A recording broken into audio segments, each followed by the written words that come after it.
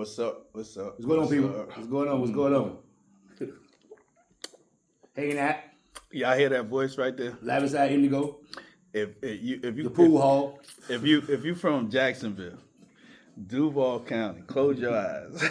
And if you hear that voice, you should know that voice.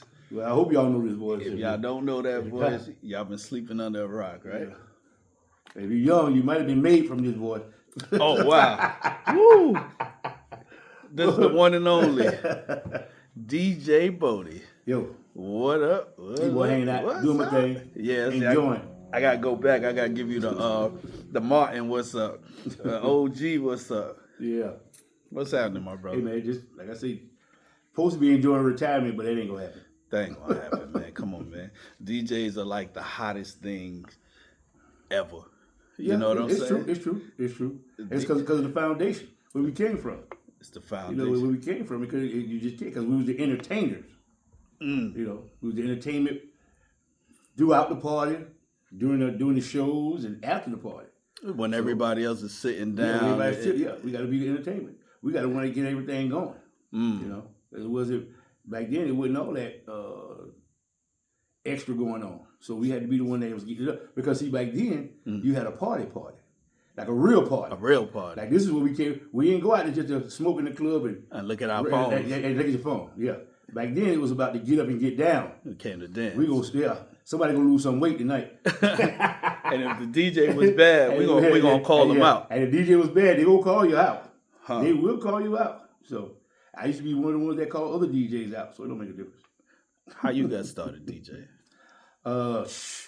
It was. Well, I was about 13, 12. I was about 12. My uncle used to be up in Atlanta. And he was a promoter up in Atlanta, and he also DJed. So some summers I would go up there and help him out and see the stuff that he had going on, and it was wild because that was the time. That was on Freaknik times. That was the time. That was 87.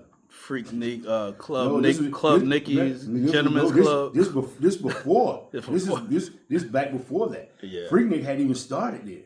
Right, Freaknik. Freaknik hadn't even started. That was in the 90s. This was, like I say, this was the forefront before all that came out. You know what I'm saying? This was back when pretty much bass music was just killing everything. You know, we had Goombay and you know, I mean BCR was going on forever.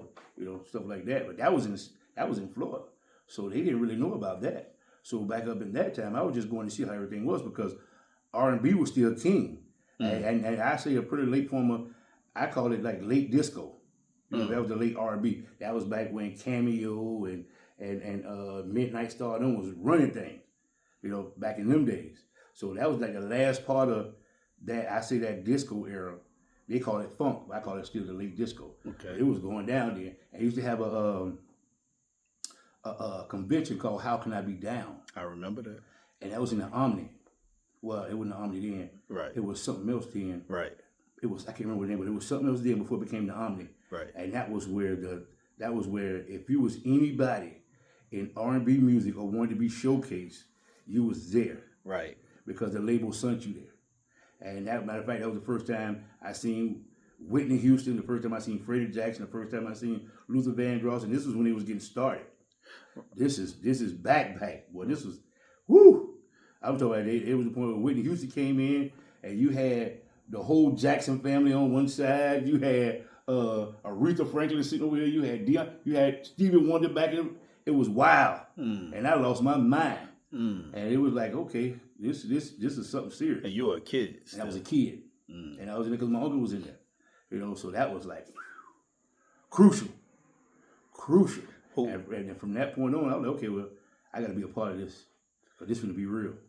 So what made you choose DJing over everything else? Because he was a DJ?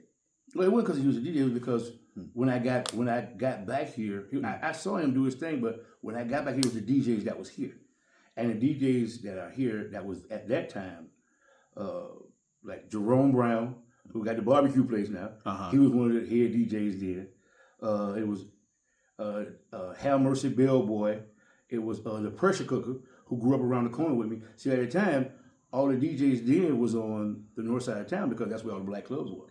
There was nothing over here on the west side. It wasn't nothing, especially nothing across the bridge. Right. So everything was right around in our area. You had 1 or 2 spots that was over there. Well, you had the Roof spot that's been there forever. That's at the beach. So that was always there. But that was a spot that we ventured out to. That was more for the beaches people and people that was away in Mayport. Right. So that was their thing. But the guys that were here, like I say, like Pressure Cooker was the guy. And that was one of the guys, when I saw him, it threw me off. I was like, damn, this is a party.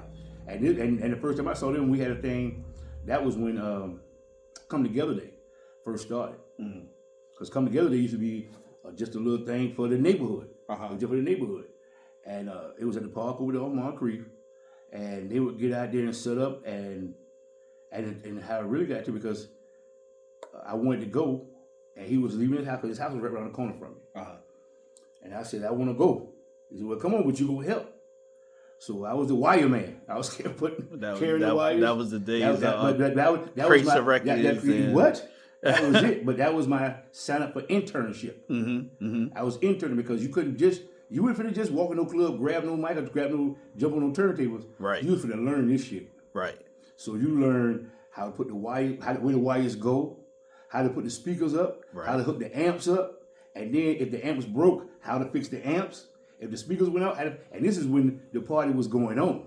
This ain't after. This is right then. How you break it down? How you fix the amp? A fuse? The fuse, yeah, the fuses. It was the fuses back then, baby. Yeah. But guess what? But you still had to take it apart, unplug it, and then put the fuse in, and plug it back up, and pray that it wasn't an old fuse. Because them boys used to get liquored up back then. Woo! It used to go down, but that was what introduced me to it. And then my uncle moved back here from Atlanta, and he had all the records and stuff. So I got over him, and I showed a big interest in it, and he kind of just showed me the basics. This is what you do when you up here. And he showed me, look, you just learn the music. And at that time, it was a lot of R&B music at that time, but we didn't have a lot of R&B radio back then. We had, it was mainly still pop music back then. So I would still get over there and play a lot of pop music mixed with the R&B music.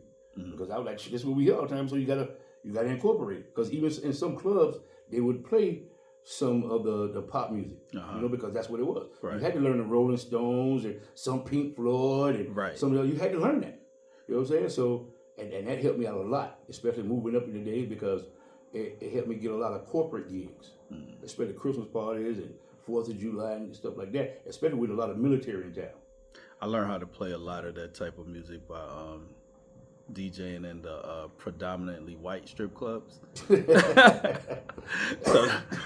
the managers would be like, play XYZ, play, know. Yeah, and you know what? You're right, because that's how I learned. The first strip club I was at here was it was called the Wood Nickel. And the Wood Nickel later turned into the Silver Fox. Okay. But I was the first black DJ in that club. Okay. And it was still, the Wood Nickel had 2 sides. It had the strip club side and it had the dance side. Now they had a DJ for the dance side because that was mostly country and some pop, and then they might throw in a little Earth, Wind and Fire, a little Commodore or something like that. But it was still mainly for them. So was it more of a white strip club? Yes. Also. Yes. Before it became Silver Fox. I was there probably about almost a year before they asked for black girls.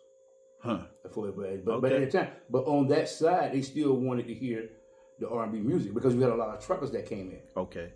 So it was crucial at the time, but it was a lot of fun. But that's how I learned how to say no to drugs. That was how I learned how to say no. Wow, you saw so many, so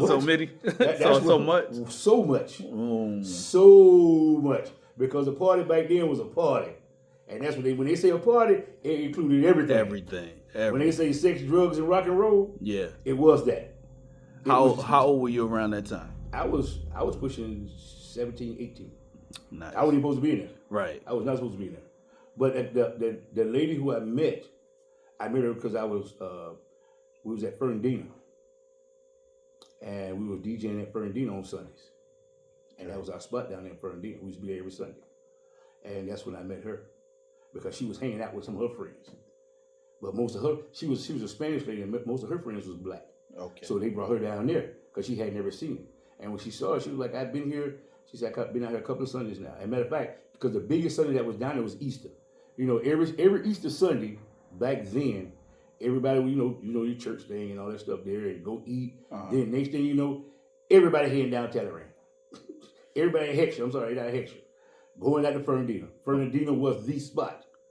From when I was a little kid until, I don't know, about 20 years ago now. Okay. That was the spot you was going to be at.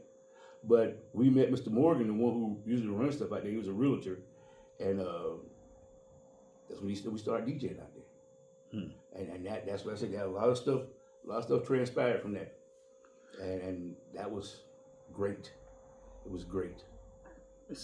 So was that the most fun you had DJing, like in the beginning? Because you know when you breaking into an industry and you know what I'm saying, busting your cherry, so to speak, and all that type of shit, where you still green to a lot of shit. The most fun I had when I first started was, and I ain't gonna say this, leaving the house when I'm supposed to leave the house.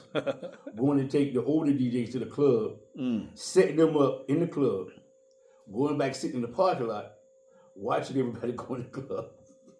And then when the club was over, I had to go back in there and put all their records up, put their crates up. Wow. And then take them wherever they wanted to go, which was usually the Clock or the Pig. That's when the Pig was on Lim Turner. Right down there past where, right there across the street from where Popeyes was, at now on Lim Turner. Okay. That was the Pig. And that's where everybody used to go, at the Clock or the Pig, one of the two. So I would have to take them there and see whatever they were going to do, and then go home, and then they left me, and then they went on where they was going to go. But that was that was the most fun.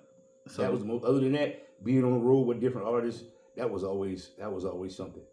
But coming up, when I was first learning stuff, looking back on those times, the greatest.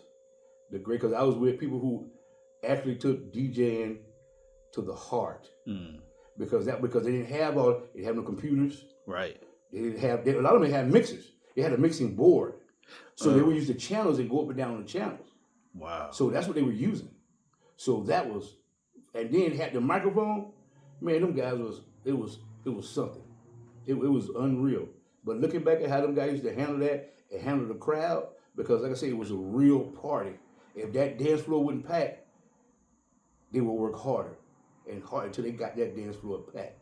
And it was always, and it's what taught me, it was always a beginning. And in that beginning, it's supposed to escalate. The hypeness rises. The hypeness in the vibe, and when they get to a certain level, push that shit some more. And when you push that shit some more, slow it down. Slow it down.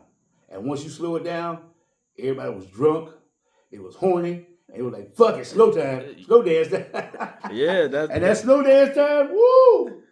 Boy, that's why I be looking like now, you can't do that nowadays. I try to introduce that up here. You know, some nights we try to do, you know what I'm talking about? You gotta have that crowd, because like that crowd has to be a couple, not even say a complete couples crowd, but a functional crowd that know how to party. See, people nowadays don't know how to party. Right. A lot of them just don't. They go out and just sit around in a circle with their friends, and they sit there and they get drunk. Most of them pass out. Some of them they say they want to smoke, and then after that, that's it. They pull out their phone and they look at themselves. If you got 80% of the people in your club looking at the phone, it's a problem. I always feel like that. You're right. If I see, my thing was, I'm finna make these motherfuckers dance their ass off. Or I'm finna make these motherfuckers fight because I'm ready to go home. They killed me. I saw a meme or a short one time where they say the girls go inside the club. They'll sit down, pull out the phone, and dance in their seat to make it look like they was dancing. Yeah. And then as soon as they put the phone down, they just stop. They just stop dancing. They sit there and look. Because now you're trying to see who's watching them. That's something that always irritates me. And I just don't understand that. You get fly to go out and sit down and just watch. Take pictures of yourself. Take pictures of yourself. Walk around making videos. I don't get that. That's one thing I can't understand. And the thing about it is, a lot of people who want to party don't go out to party because there is no party. You know, because you can't party when you got a motherfucker talking on the mic through every fucking song. Right. That doesn't work. Nobody want to hear you all the fucking time. Right. Shut the fuck up. Let the people have let them listen to the goddamn song, because the older the crowd is, the more the song they want to hear. Right. They don't want to hear 2 seconds of the goddamn first verse, and then you go hauling ass past it. That's not how it works. Right. We like our music. We love our music, and we want to hear all of it because we gonna sing it or rap it off. You know. A lot of DJs today, I see a lot of DJs that then came through here, and they were they're playing for themselves. You know what I'm saying? They're just playing music. They just play music, yeah. And that's what they do. They just play it. And okay, fuck that. They won't even look at it. Nobody. They'll sit there and look at their computer the whole night. The whole night. And don't look at nobody. They done created a playlist at home. And that's what they do. And they just run that playlist. Like, oh, they gonna dance. Nah, them motherfuckers ain't dancing off shit. You know. Yeah, you get your couple of drunk ass girls that go have a good time, but that's rare.